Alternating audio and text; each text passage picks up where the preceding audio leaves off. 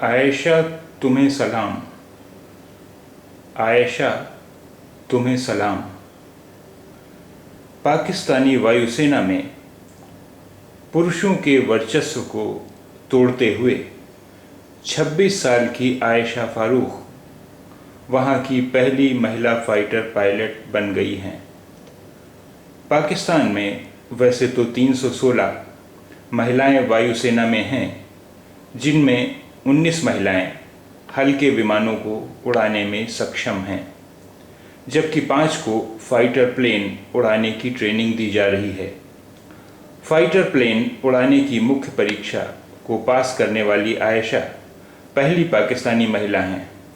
गुरुवार को उन्होंने पाकिस्तान की राजधानी इस्लामाबाद से 280 किलोमीटर दूर पंजाब प्रांत के सरगोधा एयरबेस से चीन निर्मित F-7 PG फाइटर जेट को सफलतापूर्वक उड़ाया। भारतीय वायुसेना में अब तक एक भी भारतीय वायुसेना में अब तक एक भी महिला फाइटर पायलट नहीं है।